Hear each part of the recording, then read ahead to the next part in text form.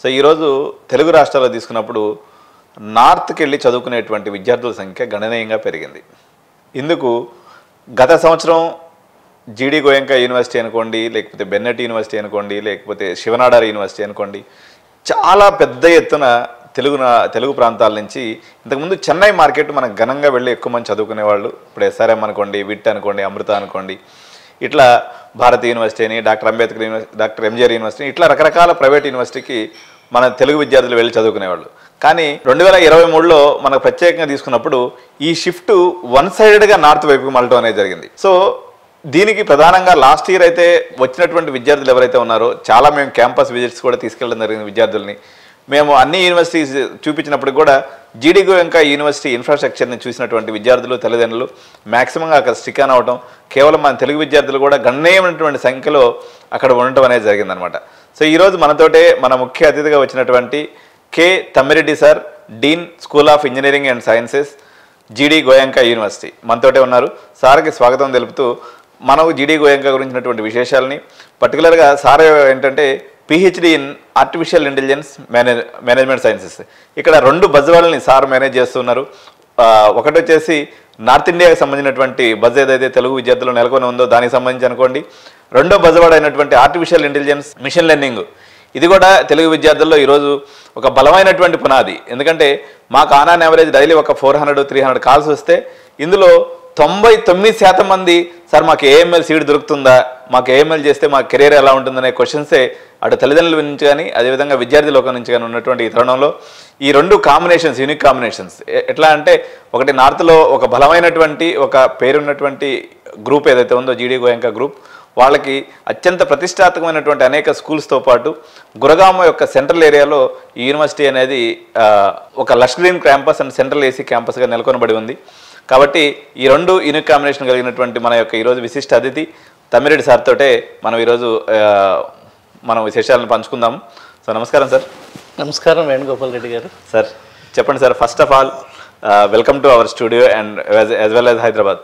మనం తెలుగువారు జనరల్గా నార్త్ ఇండియన్ యూనివర్సిటీలో చాలా తక్కువ మంది ప్రజెన్స్ ఉంటారు.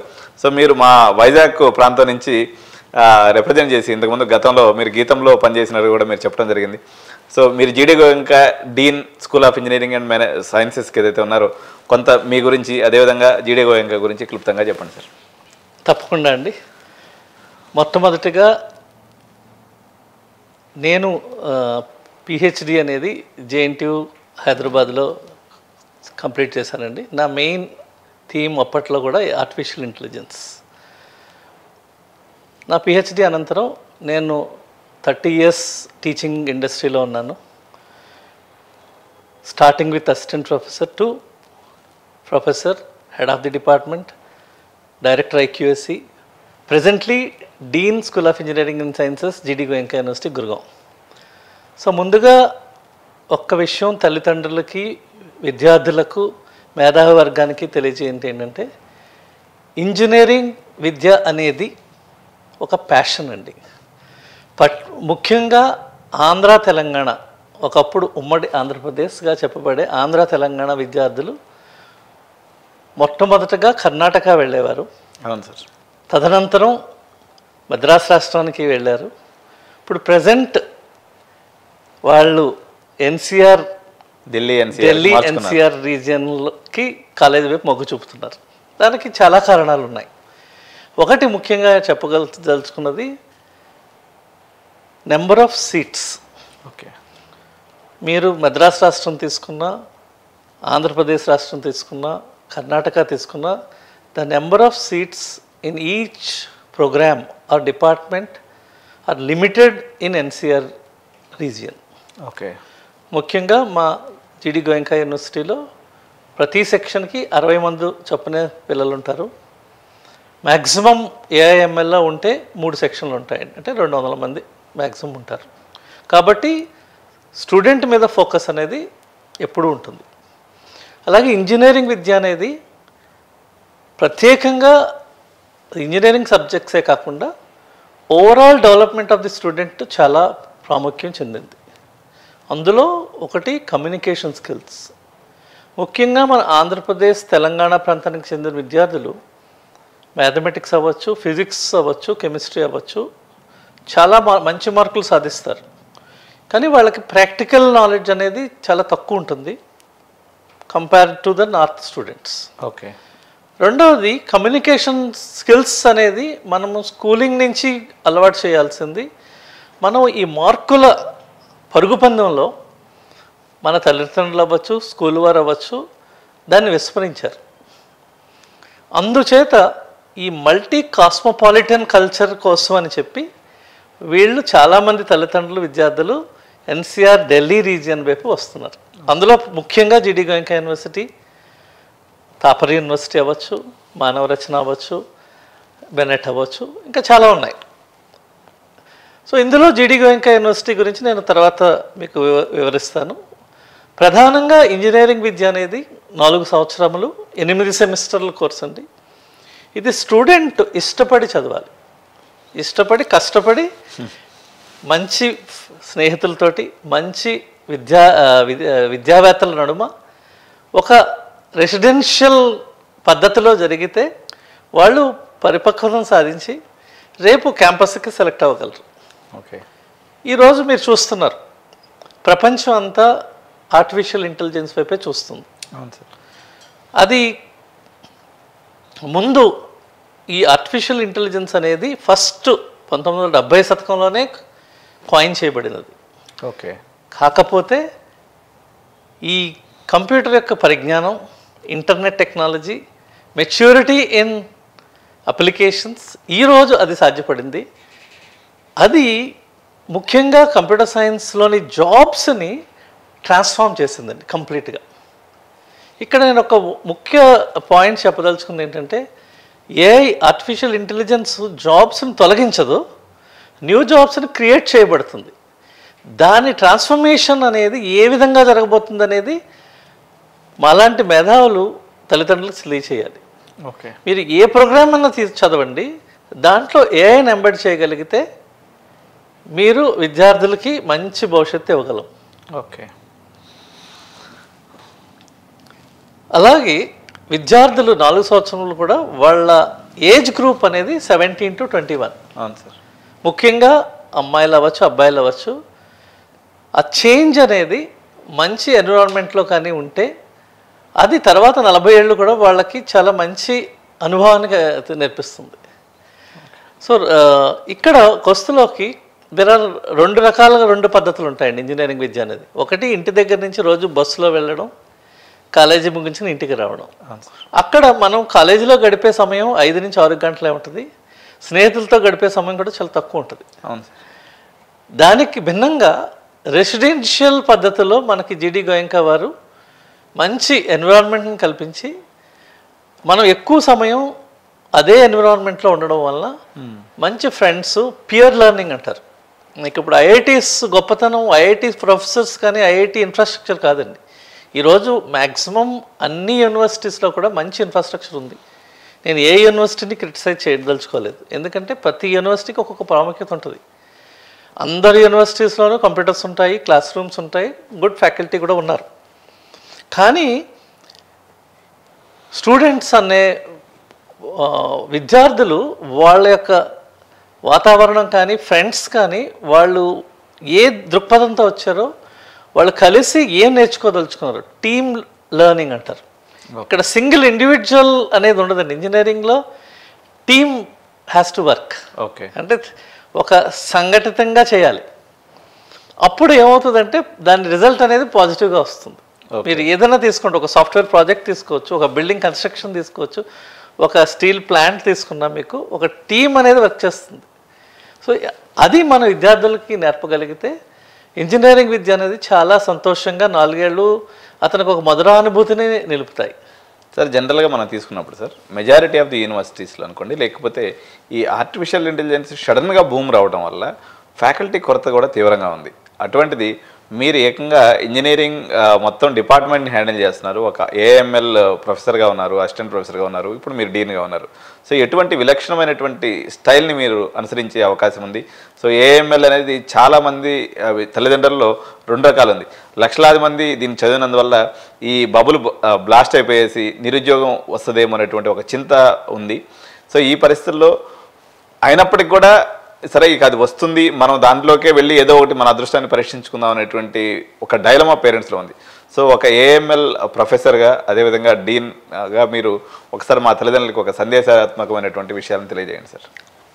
ఇంజనీరింగ్ విద్యలో ప్రతి డెకేడ్కి అంటే ప్రతి 10 సంవత్సరాలకి ఒక చేంజ్ అనేది తప్పదండి. ఎస్పెషల్లీ మెకానికల్ ఇంజనీరింగ్ తీసుకుంటే అది 100 సంవత్సరాలకు ఒకసారి వస్తుంది. అవును సార్. కంప్యూటర్ సైన్స్ వస్తువులోకి ప్రతి 10 ఏళ్ళకి ఒకటి వస్తుంది. మీరు చూసే ఉంటారు Y2K ప్రాబ్లం 97లో అది ఒక వరం అయింది ఇండియాకి. అవును. తర్వాత కామర్స్. అవును సార్, కామర్స్ భూమి వచ్చేసి 2004 నుంచి 2015 వరకు కామర్స్ బూమ్ అన్నారు. తర్వాత 2015 నుంచి క్లౌడ్ అనే కాన్సెప్ట్ వచ్చింది. అవును. Present AI is the buzz word. Then what next? Okay, ఇది తప్పదు. మనిషిగా, విద్యార్థిగా, తల్లిదండ్రులుగా మనం చేంజ్ అనేది చేసి తీరాల్సిందే. దీన్ని ఏ విధంగా మనం అడాప్ట్ చేసుకోగలం? మీరు మంచి క్వశ్చన్ అడిగారు. ఫ్యాకల్టీస్ ఉన్నారా? ప్రతి యూనివర్సిటీలో కూడా ఫ్యాకల్టీస్ ఉన్నారు. కాకపోతే ఫ్యాకల్టీస్ని మనం ఎప్పటికప్పుడు అప్డేట్ చేస్తూ ఉండాలండి. మన సెల్ ఫోన్లో సాఫ్ట్వేర్ని ఎలా అప్డేట్ చేస్తామో మన ఫ్యాకల్టీస్ కూడా ఇండస్ట్రీలో ఏం జరుగుతున్నది అనేది T3 ప్రోగ్రామ్ అంటాం, train the trainer programme. Okay. So GD Goenka university మన కరికులంలో మనకి ఇండస్ట్రీ కనెక్టెడ్ కరికులం మాది. మా ప్రతి ప్రోగ్రామ్ కూడా ఒక ఇండస్ట్రీతో కనెక్ట్ అయ్యింది. For example AI/ML is connected with IBM and some of the courses are connected with Red Hat and some of the AI courses are connected with NVIDIA. Okay. అలాగే మనకి ECE courses బాష్తో connect అయ్యి ఉంది. Civil and mechanical engineering L&Tతో connect అయ్యి ఉన్నాం. So వాళ్ళు ఇండస్ట్రీలో ఏం జరగబోతుందో అనేది ముందు మాకు తెలియజేస్తారండి. దానికి అనుగుణంగా మేము కరికులం చేంజ్ చేస్తాం, టీచర్స్ని ట్రైన్ చేస్తాం, అవసరమైతే ఎక్స్పర్టైజ్ని వాళ్ళని మేము వర్క్షాప్ రూపంలో వాళ్ళని ఇన్వైట్ చేసి ఆ గ్యాప్ని ఫుల్ఫిల్ చేస్తామండి. అది మొదటిది. ఓకే. రెండవది, విద్యార్థికి ఇప్పుడు ప్రజెంట్ ఇంటర్నెట్ యుగంలో విద్యార్థి టీచర్ మీద ఆధారపడవసరం లేదు. ఇప్పుడు చాలా ఆన్లైన్ కోర్సెస్ వచ్చినాయి. ముఖ్యంగా చెప్పుకోదగ్గది మన భారత ప్రభుత్వం NPTEL అండ్ స్వయం అనే 2 ఆన్లైన్ పోర్టల్స్ని ఓపెన్ చేసి ప్రతి సంవత్సరం కూడా వేలాది కోర్సులు, అందులో AML ఉంది, డేటా సైన్స్ ఉంది, సైబర్ సెక్యూరిటీ ఉంది, క్వాంటమ్ కంప్యూటింగ్ ఉంది. అలా ప్రతి కోర్సుని ప్రముఖ IIT ప్రొఫెసర్స్ తోటి వాళ్ళు ఫ్రీగా స్టూడెంట్స్కి అందిస్తున్నారండి. Okay sir. చాలా యూనివర్సిటీస్, మా జీడి గోయంకా యూనివర్సిటీ కూడా క్రెడిట్ ట్రాన్స్ఫర్ని అవలంబించింది. ఒక స్టూడెంట్ ఒక సబ్జెక్ట్ని NPTEL కోర్స్ కనుక చేస్తే మేము దాన్ని రికగ్నైజ్ చేసి అతనికి క్రెడిట్స్ని మేము డైరెక్ట్గా ఇస్తాం. సో దీనివల్ల 2 ఉపయోగాలు ఉంటాయి. స్టూడెంట్కి బర్డన్ ఉండదు. ఒకటి, ఫ్యాకల్టీ తోటి ఆయన నేర్చుకోలేకపోయినా ఆన్లైన్ విధానంలో ఒక అడ్వాన్స్డ్ లెర్నర్ నేర్చుకోవడానికి అవకాశం ఉంది. అదేవిధంగా ప్రైవేట్గా కూడా ఆన్లైన్ కోర్సెస్ ఉన్నాయండి. అందులో ప్రముఖమైనది కోర్సెరా అండ్ ఉడేమి. మన NPTEL స్వయం కన్నా ముందే ఈ ఉడేమి, కోర్సెరా కోర్సెస్ అనేవి ఎప్పుడో ప్రాచుర్యం పొందబడింది. చాలా ప్రాచీన దేశాలు, ఫారెన్ కంట్రీస్ ఆల్రెడీ దాన్ని అడాప్ట్ చేసుకుని ఈ అడ్వాన్స్ లెర్నర్స్ అందరూ కూడా ముందుగానే వాళ్ళ డిగ్రీని 3.5 yearsకనే కంప్లీట్ చేస్తున్నారు. ఓకే. ఇప్పుడు NEP 2020లో భారత ప్రభుత్వం కూడా దాన్ని ఆమోదించిందండి. సార్, ఇంకొక విషయం ఏంటంటే సార్, జనరల్గా ప్రతిదానికి మార్కెట్ అనేది ఉంటుంది సార్.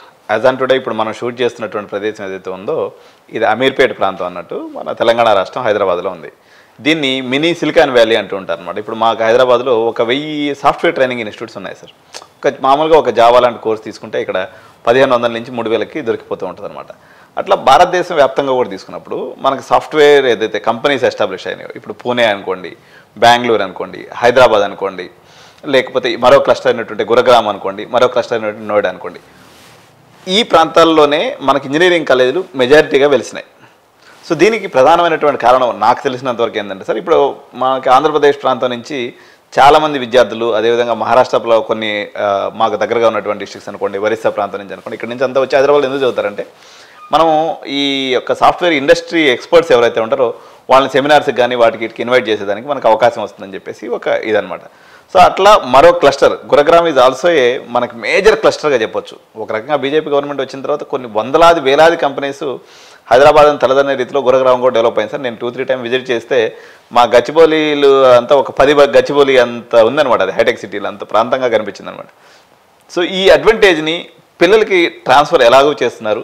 అక్కడ ఉన్నటువంటి ఏదైతే మీరు ఏదైనా ఒక టెక్నికల్ హబ్లో ఉన్నప్పుడు ఆ అడ్వాంటేజ్ పిల్లలకి ట్రాన్స్ఫర్ చేసే అవకాశం ఉంటుంది. సో జీడీ గోయంక ఈ పర్టికులర్ ఫెసిలిటీ యూజ్ చేసుకునే పాయింట్ ఆఫ్ వ్యూలో ఏ స్థితిలో ఉంది, మీరు ఆ యొక్క అడ్వాంటేజ్ పిల్లలకి ఎలా ఉపయోగపడుతుంది అనేది తెలియజేయండి సార్. ముఖ్యంగా చెప్పుకోదగినది మనం ఈ సైబర్ సిటీ అవ్వచ్చు, సైబర్ హబ్ అవ్వచ్చు. ఫర్ ఎగ్జాంపుల్ గుర్గాంలో సైబర్ సిటీ అని ఉంది. మేము ఒక 15 కిలోమీటర్ల దూరంలో ఉన్నాం. అది ఒక విద్యార్థిని మేము ఫస్ట్ ఇయర్లో ఫస్ట్ వీక్ దాన్ని ఓరియంటేషన్ ప్రోగ్రాంలో వాళ్ళకి ఒక హాఫ్ డే ట్రిప్లో వాళ్ళకి బస్సులో తీసుకెళ్ళి ఆ ప్రాంతం అంతా కూడా చూపిస్తాం. రేపు ఫ్యూచర్లో మీరు కష్టపడి ఒక స్కిల్ సెట్ని సంపాదించిన తర్వాత మీరు ఇలాంటి ఆఫీస్లో వర్క్ చేయబోతున్నారని. ఓకే. సో అతనికి ఒక మనసులో ఒక డ్రీమ్లా ఉంటుంది. మీరు ఇప్పుడే చెప్పారు, మీరు Hyderabad is silicon valley, Bengaluru is the first Silicon Valley, which I have seen the growth of Bangalore in front of me, as well as when Chandrababu Naidu has developed the high-tech city. So, oka student, oka vidyarthi, first week lone, orientation lone, atanu alanti chusinapudu, అతనిలో చాలా ఉద్రేక భావాలు, తర్వాత అలాంటి work చేయాలని ఒక కసి పెరుగుతుందండి. So గ్యారంటీగా అతనిలో ఇంపాక్ట్ వస్తుంది. ఓకే. కాబట్టి ఈ దగ్గరగా ఉండడం అనేది ఒక అడ్వాంటేజ్. ఏంటంటే అతను పరోక్షంగా చూడడం ఒకటి. రెండో అడ్వాంటేజ్, మేము జీడీ గోయంక యూనివర్సిటీ మేము చాలా ఇండస్ట్రీస్తో టైఅప్ ఉండడం వల్ల ఆ ఎక్స్పర్ట్స్ వచ్చి టాక్స్ ఇవ్వడానికి ఈజీ అవుతుంది. రెండవది, పిల్లవారికి ఇంటర్న్షిప్ రూపంలో వాళ్ళని ఇన్వైట్ చేస్తారు. అక్కడ ఎవరైతే బాగా పెర్ఫామ్ చేస్తారో వాళ్ళకి ఇంటర్న్షిప్ అనంతరం వాళ్ళకి ప్లేస్మెంట్స్ కూడా కల్పించబడతాయి. ఓకే. ఈరోజు ప్రధానంగా ప్రముఖ విద్యాలయాల్లో కూడా including IITs there is no direct placements.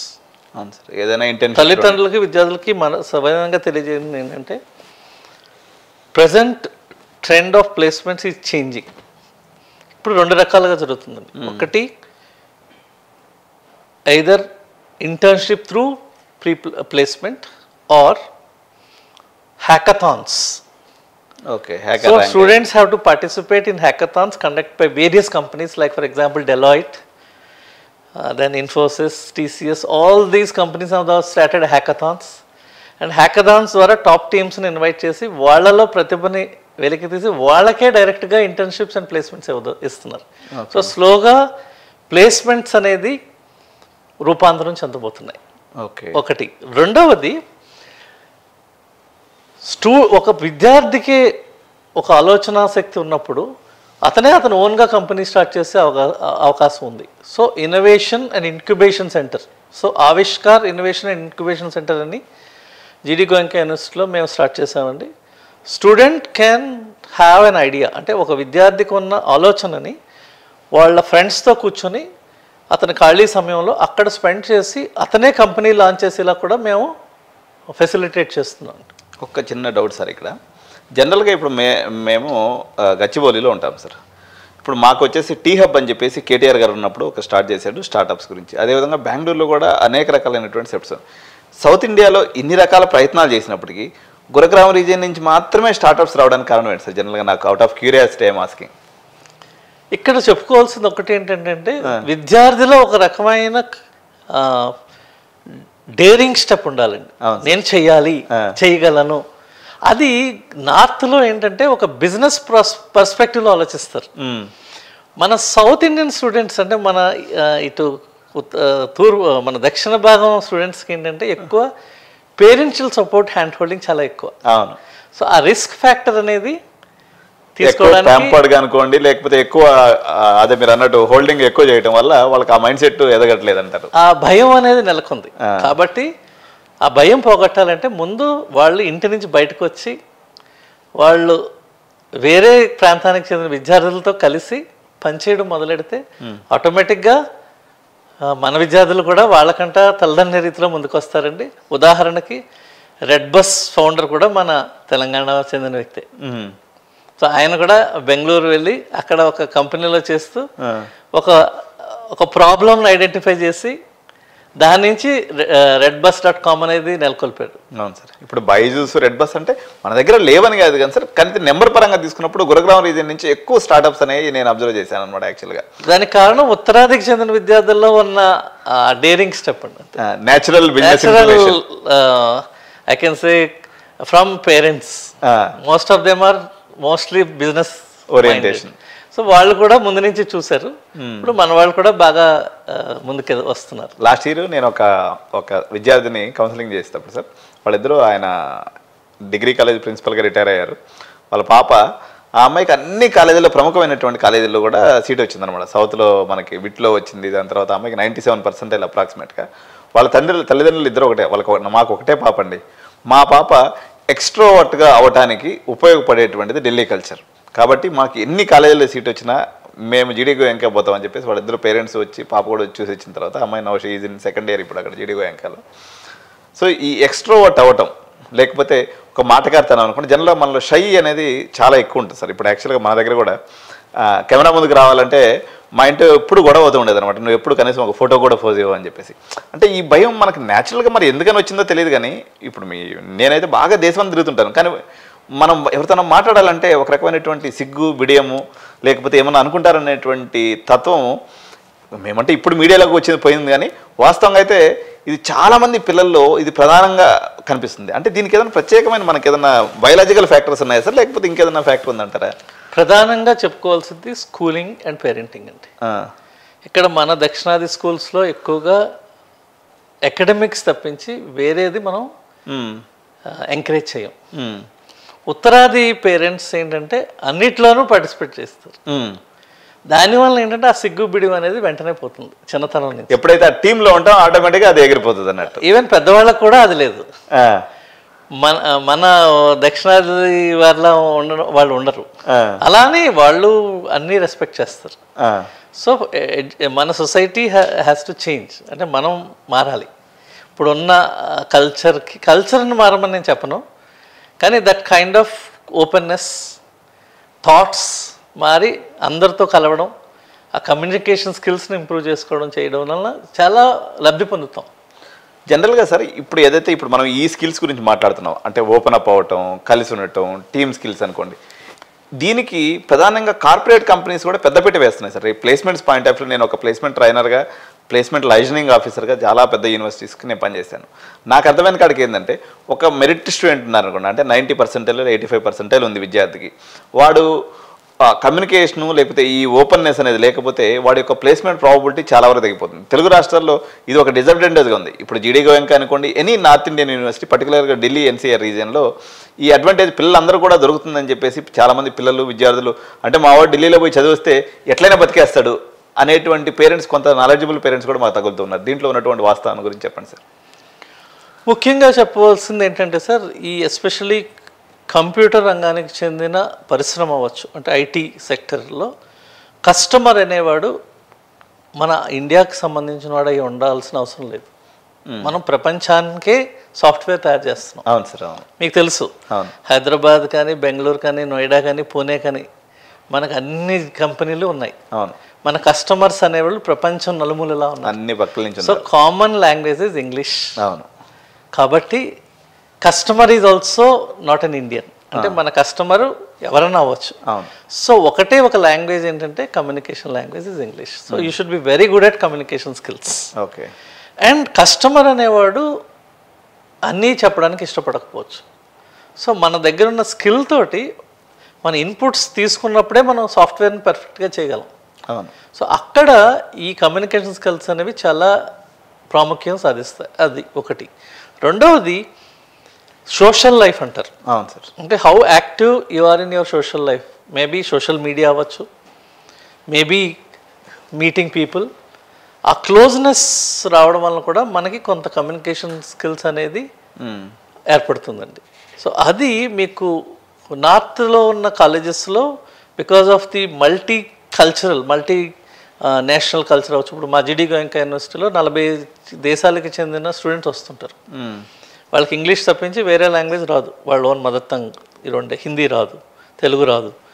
So వాళ్ళు మిగతా స్టూడెంట్స్తో కమ్యూనికేట్ చేయాలి, టీచర్తో కమ్యూనికేట్ చేయాలన్నప్పుడు కంపల్సరీగా English is the only language.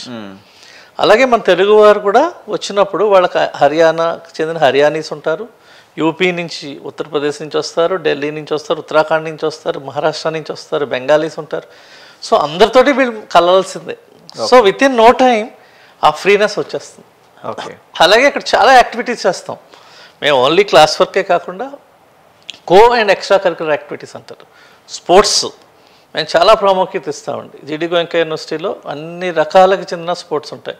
ప్రముఖంగా క్రికెట్, ఫుట్బాల్, బాస్కెట్బాల్, షూటింగ్ ఉంది, షూటింగ్ రేంజ్ ఉంది మాకు. అభినవ్ బింద్రా షూటింగ్ రేంజ్ ఉంది, అండ్ క్లోజ్డ్ స్విమ్మింగ్ పూల్ ఉంది, జిమ్ ఉంది, అన్ని రకాల వసతులు ఉన్నాయండి. దాన్ని మేము ఎంకరేజ్ చేస్తాం. ఎందుకంటే మా క్లాస్ వర్క్ స్టార్ట్ అయ్యేది 9 to 4:30, సమ్టైమ్స్ 3:30కే ఎండప్ చదువుతాం. సో 3:30 to ఈవినింగ్ 7-8 వరకు కూడా పిల్లలు ఆడుకోవచ్చు చక్కగా, and weekly 5 days. Okay, that is అంటే వాళ్ళు కార్పొరేట్ లైఫ్ స్టైల్ అలవాటు చేస్తా ఉన్నారు, సాఫ్ట్వేర్ ఇంజనీర్ అవుతారని. వాళ్ళకి ఫ్రీ టైం కూడా ఉంటుంది. ఓకే సరే, యాక్చువల్గా నాకు ఒక డౌట్ ఏంటంటే, ఇప్పుడు మాకున్నటువంటి కార్పొరేట్ ఎన్విరాన్మెంట్, పర్టికులర్గా మా తెలుగు రాష్ట్రాల్లో వచ్చినటువంటి ఒక 10-15 ఇన్స్టిట్యూషన్స్ ఏదైతే ఉన్నాయో, ప్రధానమైనటువంటి నారాయణ శ్రీ చైతన్య అనుకోండి, XYZ what ever it is, వీటిల్లో ఈ 7 గంటల నుంచి 10 గంటల దాకా చదివిచ్చేసి పిల్లల్ని బాగా జామ్ చేసి హీట్ ఇచ్చేసి పంపిస్తున్నారు సార్. సో మీరు వాళ్ళని చల్లబరగలరు అంటారా? అంటే మీ యొక్క యాక్టివిటీస్తో, మీ యొక్క నిజంగా అట్లాంటి వాతావరణం అంటే నాకేమవుతుందంటే సార్, చాలా పెయిన్ఫుల్ సిచ్యువేషన్ ఏంటంటే, మేము చదువుకునే రోజుల్లో కానీ, లేకపోతే అట్లీస్ట్ మనం చదువుకునే రోజుల్లో స్టూడెంట్ యూనియన్స్ అనో లేకపోతే ఒక యాక్టివిటీ అనేది ఉన్నది. ఇప్పుడు మీరు ఎవరైతే మీరు ఇన్పుట్ అయ్యి మీ దగ్గరికి పిల్లలు వస్తున్నారో, పాపం ఈ రకంగా బాగా ప్రెషర్ కుక్కర్లో వాళ్ళ మొత్తాన్ని బ్రెయిన్ని డ్రైన్ చేసి పంపిస్తున్నారు సార్. ఈ పిల్లల్ని హ్యాండిల్ చేయడంలో మీరు ఎటువంటి ఇబ్బందులు ఎదుర్కొంటున్నారు? యాక్చువల్గా వాళ్ళు ఎంతకాలం నార్మల్గా వచ్చేసి వాళ్ళ జీవనంలో ఎటువంటి మార్పు చెందుతుంది? అంటే ఈ యొక్క ఒత్తిడి లేనటువంటి వాతావరణం జీడీ గోయంకాలో పిల్లల్లో చూసాను. అంటే ఒక ఆనందకరమైనటువంటి, మేము చిన్నప్పుడు నేను ఎడ్యుకేషన్ కెరియర్ స్టార్ట్ చేసిన కొత్తలో సార్, మన గిడ్డి కృష్ణమూర్తి గారు అని చెప్పేసి రిషి వ్యాలీ స్కూల్కి వెళ్ళాను సార్. సో నేను మార్నింగ్ 10:30కి అక్కడికి వెళ్తే సాయంత్రం 6 గంటల వరకు నాకు నిల్చోవాలనిపించలేదు, కూర్చోవాలనిపించలేదు. రెప్ప వాల్చకుండా ఆ పిల్లల యొక్క ఆనందకరమైనటువంటి జీవితాన్ని నేను చూశాను అనమాట. అంటే ఆ పిల్లల్లో ఆ సంతోషం మనం చూడలేకపోతున్నాం. అంటే మేము కార్పొరేట్ కళాశాలకి వెళ్ళి ఎప్పుడైనా సెమినార్స్ ఇవ్వడానికి నేను వెళ్తే కూడా వాళ్ళు ఏదో ఒక బాయిలర్ కోడ్ లెక్క, అంటే ఒక ఏలాడేసుకొని దిగులుగా, అంటే వాళ్ళ దాన్ని ఏమంటారంటే జీవకళ అంటారు సార్. జీడీ గోయంకాలో అయితే ఆ యొక్క దాన్ని ఏమంటారంటే ఆ పిల్లల్లో ఆ యొక్క వైబ్ అనేది నాకు అనిపించింది. అంటే ఏంటి సార్ ఈ సీక్రెట్? సార్ ఇక్కడ మనకి ఆంధ్ర ఉమ్మడి రాష్ట్రాల్లో కూడా మనం ఒక రేస్లో ఉన్నామండి. పిల్లవాడు కడుపులో పడ్డ దగ్గర నుంచి మన పేరెంట్స్ ఒక డ్రీమ్ ఏంటంటే వీడు ఐఐటికి వెళ్ళాలి, సో ఎక్కడా లేట్ అవ్వకూడదు. దానికి ఎంత ఎక్కువసేపు చదివించి విద్యాలయం కావాలా అని చెప్పి మన ఇంటర్మీడియట్ వరకు అలాంటి విద్యాలయాన్ని ఎంచుకుంటాం. నేను ఇక్కడ పేరు చెప్పను, ఇది భావ్యం కాదు. సరే సార్, ఆ పందా ధోరణి మారాలి. పిల్లవాడి యొక్క స్ట్రెంగ్త్స్ అండ్ వీక్నెసెస్ తెలుసుకొని బేసిక్ నాలెడ్జ్ అనేది ఎప్పుడు ఉండాలండి. అక్కడ నెంబర్ ఆఫ్ అవర్స్ కాదు. ఇప్పుడు మన ఆంధ్ర తెలంగాణలో జరుగుతున్న, ఉమ్మడి ఆంధ్రప్రదేశ్లో జరుగుతుంది ఏంటంటే, మనం ముఖ్యంగా మ్యాథమెటిక్స్, ఫిజిక్స్, కెమిస్ట్రీ చదివిస్తున్నాం. కానీ వాడు ఎంత వరకు దాన్ని అప్లికేషన్ ఓరియంటేషన్లో ఆలోచిస్తున్నాడు అనేది ఎవరు పట్టించుకోవట్లేదు. అందువలన మనకి ఒక్క ఇండియాకి కానీ, ఇండియా ఇప్పటివరకు చాలా సంవత్సరం తర్వాత నోబెల్ ప్రైజ్ అనేది మనకి ఏ దాంట్లో రాలే. కారణం ఇదే, మన విద్యా వ్యవస్థలో సమూల మార్పులు వచ్చి ఈ రేస్ అనేది పోవాలి. అది అంత ఈజీ కాదు. ఫస్ట్ విద్యార్థుల తల్లిదండ్రులలో మార్పు అనేది అవసరం. ఆ మార్పు వచ్చిన తర్వాతే మీకు చేంజ్ అనేది కనబడుతుంది. అంటే మార్పు వచ్చినట్టే కదా సార్ మీ దగ్గర దాకా పంపిస్తున్నాం అంటే మీరు దాన్ని యాక్సెప్ట్ చేయాలి. అది ఎప్పుడు వస్తున్నారు? 17 ఏళ్ల తర్వాత. ఈ 17 ఏళ్ల ప్రెషర్ని వాళ్ళు తట్టుకుని ఒకేసారి బాహ్య ప్రపంచంలోకి వచ్చి వాళ్ళు ఇప్పుడు సంతోషాన్ని ఎదుర్కోవడానికి ప్రయత్నిస్తున్నారు. అక్కడ అప్పటికి జీవితం చాలా వరకు అయిపోయిందండి. సో ఇప్పుడు మేము స్ట్రగుల్ అవుతున్నాం ఏంటంటే వాళ్ళని రైట్ డైరెక్షన్లో పెట్టడానికి మాకు టైం సరిపోవట్లే. మళ్ళీ బేసిక్స్ అప్లికేషన్ ఓరియంటేషన్లో చెప్పాల్సి వస్తుంది, 1 year వేస్ట్ అవుతుంది. అది కనుక కరెక్ట్గా విద్యావేత్తలు అందరూ సిలబస్ కరెక్ట్గా ఫ్రేమ్ చేసి చక్కగా వాళ్ళు ఆనందంగా ఉంటే ఈ రేస్ అనేది ఉండదు వాళ్ళల్లో. అది కొంతవరకు సిబిఎస్ఈ సిలబస్ కొంత మార్పులు జరిగినాయి, కానీ దాన్ని అడాప్టేషన్లో కొంచెం గవర్నమెంట్ కూడా సహకారం ఉండాలి. ఓకే, ఇప్పుడు మీరు అన్నారు కదా సార్, హ్యాండ్ హోల్డింగ్ అనేది పేరెంట్స్ పాయింట్ ఆఫ్ వ్యూలో, అంటే మేము ఇంత దూరం నుంచి ఒక 1500 kilometers అవతలకు పంపిస్తున్నాం కాబట్టి ప్రధానంగా 2 విషయాల్లో పేరెంట్స్ ఎక్కువ, అంటే మొత్తం 4 విషయాలు తెలుగు పేరెంట్స్ బేసిక్గా అడుగుతూ ఉంటారు సార్. ఫస్ట్ వచ్చేసి సార్ ₹1,00,000 ప్యాకేజ్ వస్తుందని అడుగుతారు ఫస్ట్ క్వశ్చన్ చాలామంది పేరెంట్స్, ఒక 60% పేరెంట్స్. రిమైనింగ్ వచ్చేసి అమ్మ రాగానే సార్ మా వాడికి మంచిగా దొరుకుతుందా, ఆడపిల్ల తల్లిదండ్రులు రాగానే సార్ మా పాప సేఫ్టీ అయినా, సార్ మా వాడికి అంటే గ్యారంటీగా ప్లేస్మెంట్ వస్తుందా సార్, అంటే ఇదొక కేటగిరీ అన్నట్టు. మొత్తం మీద ఈ మొత్తం ఇంజనీరింగ్ మేము చేసేటువంటి కౌన్సిలింగ్లో ఈ 4 ప్రధానమైనటువంటి వస్తువులు సార్. సో పర్టికులర్గా జీడీ గోయంకా హాస్టల్ ఫెసిలిటీ గురించి, అక్కడ మీరు అందిస్తున్నటువంటి ఆహారం గురించి కొన్ని విషయాలు, దాని తర్వాత మనం ప్లేస్మెంట్స్ పాయింట్ ఆఫ్ వ్యూలో సార్ ప్రతి ఒక్కరికి ఎక్స్పెక్టేషన్స్ అనేవి నేను ఇంతకుముందు గతంలో కూడా కొన్ని వీడియోస్ చేశాను. ఈ కోట్లు ప్యాకేజ్ చేసి ఇప్పుడు నారాయణలో ఒకసారి అంటే మీరు అన్నట్టు విద్యా సంస్థ పేరు దిగిపోయినప్పుడు కూడా ఎవరికో కొద్దిమందికి వచ్చేటువంటి ఐఐటి జేఈ ర్యాంకులను పట్టుకొని మార్కెటింగ్లో మోసపోయినప్పుడు కూడా, కానీ ఎక్కడో ఒక చిన్న ఆశ, అంటే మా వాడి కోటి కొడతాడా అనేటువంటి ఆశ అయితే పేరెంట్స్లో ఉంది. ఈ విషయాల గురించి కొన్ని విషయాలు చెప్పండి సార్. ముఖ్యంగా భోజన సదుపాయాలు అయితే జీడీ గోయంకా యూనివర్సిటీ చాలా పేరుందండి. కారణం ఏంటంటే వాళ్ళకి 30 సంవత్సరాల నుంచి ఎడ్యుకేషనల్ సిస్టంలో అనుభవం ఉంది. మనకి 100కు పైన స్కూల్స్ ఉన్నాయి, వాళ్ళవి ఓన్ స్కూల్స్ ఉన్నాయి, ప్లస్ ఫ్రాంచైజ్డ్ స్కూల్స్ ఉన్నాయి. సో మా జీడీ గోయంకా యూనివర్సిటీలో భోజనం మాకు కానీ విద్యార్థులకు కానీ పిల్లలకు కానీ అన్నీ ఒకే రకంగా ఉంటాయి. ఉదయం చక్కటి ఆహారం, పాలు, పళ్ళు, మన south Indian tiffins, idli, vada, sambar అన్నీ దొరుకుతాయండి. మధ్యాహ్నం కూడా చక్కగా అన్ని వెజిటబుల్స్తో కూడిన ఆహారాన్ని, రాత్రుళ్ళు వారానికి 3 సార్లు, నాన్ వెజిటేరియన్స్ అయితే నాన్ వెజిటేరియన్స్, వెజిటేరియన్స్ అయితే వాళ్ళకి కావాల్సిన స్పెషల్స్ చక్కగా అందించబడతాయండి. క్వాలిటీలో అయితే ఎక్కడ కాంప్రమైజ్ అవ్వరు. ఇప్పుడు వరకు కూడా ఒక కంప్లైంట్ కూడా రాలే. రెండవది ఏంటంటే ప్రధానంగా హర్యానా అనేది పాల ఉత్పత్తుల్లో చాలా మంచి క్వాలిటీ అయిన పాల ఉత్పత్తులు అండి. పాలు అవ్వచ్చు, పెరుగు అవ్వచ్చు, బటర్ అవ్వచ్చు, పన్నీర్ అవ్వచ్చు. కాబట్టి అక్కడ భోజన సదుపాయాలు అయితే ఇప్పటి వరకు నేను రోజు మధ్యాహ్నం అక్కడ అరగిస్తాను భోజనాన్ని. ఎప్పుడు స్టూడెంట్లతో కలుస్తూ మాట్లాడుతుంటాం. ఈరోజు వరకు కంప్లైంట్ రాలే. ఇంకా ఆంధ్రాలో నేను కొన్ని విశ్వవిద్యాలయ పేరు చెప్పదలుచుకోలేదు, స్టూడెంట్స్ నాకు చెప్పడం జరిగింది. బట్ రోజు ఒకటే భోజనం, మన ఇంట్లో భోజనం కూడా ఒక్కోసారి మనకే బోర్ కొట్టి బయట హోటల్కి వెళ్తాం. అవును సార్, అది నేను కాదన్నా. So quality of food is very good in జీడీ గోయంకా యూనివర్సిటీ. అండ్ అకామిడేషన్ అనేది సింగిల్, డబుల్ బెడెడ్, అన్ని డార్మెటరీ కైండ్, అన్ని రకాల సదుపాయాలతో ఉన్న బెస్ట్ హాస్టల్స్ అనేది ఉన్నాయండి. ఇక్కడ ఒక నాది చిన్న క్వశ్చన్ సార్. ఇప్పుడు యాక్చువల్గా ఇప్పుడు మనకు హైదరాబాద్లో తీసుకున్నా, బెంగళూరులో తీసుకున్నా, ఫుడ్ పిరమిడ్ ఏదైతే ఉంటుందో, proteins, fibre, carbohydrates and micronutrients, వీటిని సమపాళ్ళలో ఒక కాలేజ్ లెవెల్లో పెట్టడం అన్నది న్యాచురల్గా జరుగుతుంది సార్. జనరల్గా మనం ఇప్పుడు తాజ్ కృష్ణ పోయినాం అనుకోండి, అక్కడ ఉంటుంది అనమాట. అంటే ఫస్ట్ సలాడ్ ఉంటుంది, దాని తర్వాత మనకి అదేనా సూప్ ఉంటుంది, సూప్ తర్వాత వచ్చేసి మనకి స్టార్టర్స్ ఉంటాయి, స్టార్టర్స్ తర్వాత మెయిన్ కోర్స్ ఉంటుంది, మెయిన్ కోర్స్ తర్వాత డిజర్ట్ ఉంటుంది. జనరల్గా ఇది మనం స్టార్ హోటల్స్లో ఎప్పుడన్నా పోయినప్పుడు మనం అనుభవించవచ్చు. కానీ ఒక కాలేజ్ లెవెల్లో ఏం సార్ ఇదంతా మీరు, అంటే ఈ స్టార్టర్స్, సూపులు, తర్వాత మెయిన్ కోర్సు, డిజర్ట్, ఇది ఎట్లా సాధ్యం అవుతుంది అంటారు? అంటే మాకు 8 స్కూల్స్ ఉన్నాయండి. జీడీ గోయంకాకి 8 ప్రాముఖ్యమైన స్కూల్స్ ఉన్నాయి. అందులో స్కూల్ ఆఫ్ ఇంజనీరింగ్ సైన్సెస్ ఒకటి. అది కాకుండా మేము లీ కార్డన్ బ్లూ అని ఒక ఫ్రాన్స్ సంస్థ ఆధ్వర్యంలో hospitality, school of hospitality sciences అనే స్కూలు నడబడుతుంది. వాళ్ళ ఆధ్వర్యంలో ఈ ఫుడ్ అనేది తయారు చేయబడుతుంది. ఓహో, అందుచేత వాళ్ళు మాకు ప్రతి మెన్యూలో కూడా ఏమేమి ఉండాలనేది క్లియర్గా మెన్షన్ చేస్తారు. సో ప్రతి దినం కోడిగుడ్లు, పాలు అనేది, ఒక అరటిపండు ఆర్ ఫ్రూట్స్ అనేది compulsory. Okay. Apart from bread, butter jam, idli and chapati, పాలు, eggs and banana or fruits అనేది మస్ట్ అండ్ మార్నింగ్ బ్రేక్ఫాస్ట్లో. ఇంకొకటి చెప్పదలుచుకుంది ఏంటంటే మన దక్షిణాది విద్యార్థులు ఉదయం బ్రేక్ఫాస్ట్ చేయడానికి కూడా ఇష్టపడరు.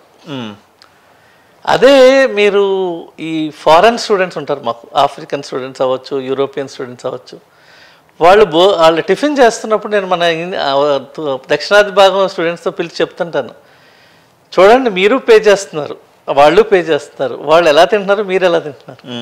వాళ్ళు తిన్నదికి తగ్గట్టుగా వాళ్ళు స్పోర్ట్స్ ఆడతారు, క్లాస్లో పార్టిసిపేట్ చేస్తారు.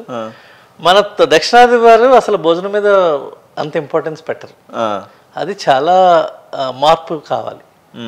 ఎందుకంటే మనం ఆ కరెక్ట్ ఏజ్ 17 నుంచి 21, ఆ 4 ఇయర్స్లోనే కంప్లీట్ వృద్ధి చెందుతామండి అన్ని రకాలుగా, మెంటల్ కావచ్చు, ఫిజికల్ కావచ్చు. సో అప్పుడు సరైన శారీరక శ్రమ, సరైన పోషక విలువలతో కూడిన ఆహారం లభించకపోతే ఏదో ఒక ఇది ఉంటుంది, వీక్నెస్ అయిపోతాం. ఆ విషయంలో మన దక్షిణాది వారు చాలా నెగ్లెక్ట్ చేస్తున్నారు విద్యార్థులు. ఓకే. ఇందులో తల్లిదండ్రులు కూడా చెప్పాలి పిల్లలకి సరైన ఆహారం సరైన టైంకి తీసుకోవాల్సింది. ఇంకోటి ఏంటంటే సార్, పేరెంట్స్ అప్పుడప్పుడు చెప్పే మాట, ఢిల్లీలో హార్ష్ ఎన్విరాన్మెంట్ ఉంటుందండి, ఎండాకాలంలో బాగా ఎండ ఉంటుంది, చలికాలం చాలా చల్లని వాతావరణం ఉంటుంది సార్, మా వాడు అడిగి పోతే పెదాలు వాడిపోతాయేమో, మొహం అంతా అదేది పొక్కులు వచ్చేస్తాయేమో, ఇట్లా రకరకాలు ఉంటాయి. జనరల్గా ఈ జీడి గోయంక అయితే నేను చూసిన కాడికైతే మొత్తం సెంట్రల్ ఏసీ ఉంది సార్. సో ఇప్పుడు ఈ ఏసీ అనేటువంటి ద్వారా ఇప్పుడు ఈ యొక్క క్లైమేటిక్ చేంజెస్ని మనం కంట్రోల్ చేసుకొని మనం అక్కడ అంటే చేయడానికి పాసిబిలిటీ ఉందా సార్? ఏదైనా పిల్లలు ఇబ్బందులు ఎదుర్కొంటుంటారా? ముఖ్యంగా చెప్పుకోవాల్సింది మనకు 2 సెమిస్టర్స్ ఉంటాయండి. ఫస్ట్ సెమిస్టర్ మనకి నవంబర్ ఎండ్కి ఆర్ డిసెంబర్ 1కి మనకి క్లోజ్ అవుతుందండి. డిసెంబర్ 15కి సెలవులు ఇస్తారు, ఒక 15 రోజులు. Usually December 15th to January 5th వరకు వాతావరణం చాలా కంఫర్టబుల్గా ఉంటుందండి. ప్రధానంగా డిసెంబర్లో ఒక 2 వారములు 6 డిగ్రీల నుంచి 10 డిగ్రీల వరకు వస్తుంది, కానీ మరీ అతి చల్లగా అయితే ఉండదు. అప్పుడు యూజువల్లీ మాకు సెమిస్టర్ ఎండ్ అనేది ఉంటుంది. ప్రతి సంవత్సరం 1 year programme is divided into 2 semesters, 2 semester కింద విభజించబడతాయి. మొదటిది ఆడ్ సెమిస్టర్, కరెక్ట్గా డిసెంబర్ 15కి మనం పరీక్షలు అయిపోయి పిల్లవాళ్ళు ఇంటికి వెళ్తారు ఒక 15 రోజులు. మళ్ళీ జనవరి 5th నుంచి అరౌండ్ జనవరి 5th నుంచి ఈవెన్ సెమిస్టర్ స్టార్ట్ అవుతుంది. సో ఆ 15 రోజుల టైంలోనే కొంచెం వెదర్ అనేది చల్లగా ఉంటుంది, మరి అంత విపరీతమైన చల్లదనం అయితే ఉండదు. ఆ టైంలో ఈవెన్ జలుబు కూడా చేయదు మనకి. మన దక్షిణాది నుంచి వెళ్ళిన విద్యార్థులు కావచ్చు, మాకు కావచ్చు, ఆ వాతావరణం ఏ హాని చేయదు. ఓకే. అలాగే సమ్మర్ విషయానికి వస్తే జూన్ మాసం కొంచెం అధికంగా ఉంటుంది, 47 డిగ్రీల నుంచి 50 డిగ్రీల వరకు. అదే టైంలో పరీక్షలు అయిపోయి మే 15th కల్లా వాళ్ళు ఇళ్ళకి వస్తారు. సో టిల్ జూలై ఎండ్ వరకు కూడా ఆ 2 months వాళ్ళు ఇంటర్న్షిప్ చేసుకోవడానికి కానీ వాళ్ళ ఇంటి దగ్గర ఉండడానికి కానీ అవకాశం ఉంది. కాబట్టి వాళ్ళు వాతావరణానికి పెద్దగా భయపడే అవసరం లేదు, చాలా కంఫర్టబుల్ వెదర్. అండ్ గుర్గావ్ అనేది అసలు పొల్యూషనే ఉండదు. ఓకే. ఎందుకంటే అన్ని చెట్లు, మా క్యాంపస్ 60 ఎకరాల్లో ఉన్నది, చుట్టూ కూడా పచ్చడి చెట్లు, ఆరావళి పర్వతాలతో ఉన్నది. కాబట్టి ఏ రోజు పొల్యూషన్ అవ్వచ్చు, ఏది ఉండదు, చక్కగా వర్షాలు పడతాయి, చాలా బాగుంటుందండి. Okay sir. ఇక్కడ ప్రధానంగా ఇంకొక విషయాన్ని మనం స్మరిస్తాం సార్, ఆడపిల్లలు ఎవరైతే భద్రత విషయంలో, తర్వాత మగపిల్లలు కూడా ఈరోజు ఏంటంటే ఇంజనీరింగ్ ఎడ్యుకేషన్లో చాలామంది ఇప్పుడు పిల్లలు ఎటువంటి చెడు వ్యసనాలకు లోనవుతారు, మా పిల్లలు ఎక్కడన్నా దారి తెప్పుతారేమో అనేటువంటి భయం ప్రధానంగా తల్లిదండ్రుల్లో నెలకొని ఉంది సార్. సో వీళ్ళని బయటికి పంపించడం అనుకోండి, లేకపోతే ఏదైనా అవుటింగ్ పంపించడం విషయంలో కానివ్వండి, లేకపోతే ఏదైనా వ్యసనపరులు అయ్యేటువంటి దానికి అవకాశం లేకుండా ఎటువంటి భద్రతా చర్యలు మీరు తీసుకున్నారు? సో దీని గురించి వివరంగా తెలియజేయండి సార్. ఒక విద్యార్థి జీడి గోయంక యూనివర్సిటీలో అడ్మిట్ అయిన తర్వాత వాళ్ళకి ఒక మెంటార్ అనే ఒక ఫ్యాకల్టీని అసైన్ చేస్తామండి. ఆ మెంటార్ అనే ఆయన విద్యార్థి యొక్క బాగోగులు కానీ పర్మిషన్స్ కానీ ఆయన చూస్తూ ఉంటారు. రెండవది, స్టూడెంట్ బయటకు వెళ్ళాలంటే పర్మిషన్స్ ఉంటాయి, పేరెంట్స్కి తెలియజేయబడుతుంది. అలాగే సెక్యూరిటీ నుంచి వీళ్ళకి పేరెంట్స్కి మెసేజ్ వస్తుంది, ఎప్పుడు బయటకు వెళ్ళాడు, ఎప్పుడు లోపలికి వచ్చారు అనేది.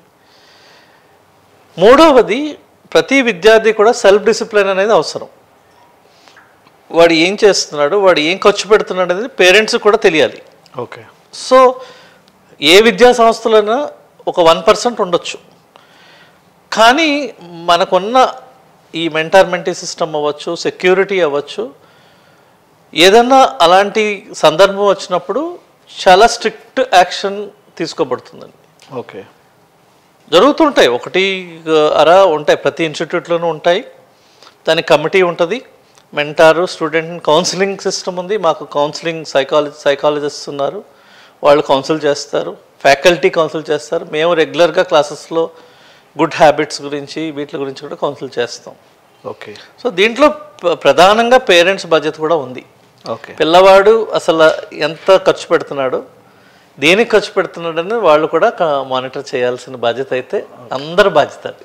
ఓకే. సరే, ఒకటి ఈ యూనిఫామ్ గురించి ఒకసారి చెప్తారా సార్? ఈ యూనిఫామ్ ఉందా అని చాలామంది పేరెంట్స్ అడుగుతూ ఉంటారు. దీనికి సంబంధించి ఇంజనీరింగ్ విద్యా విధానంలో యూనిఫామ్ అనేది ఓన్లీ వర్క్షాప్స్కి సంబంధించి తప్పించి జనరల్గా అయితే యూనిఫామ్ అనేది లేదండి. వాళ్ళకి ఫ్రీడమ్ ఉంది, వాళ్ళు కంఫర్టబుల్ డ్రెస్ వేసుకోవడానికి అనుమతిస్తారు. ఓకే.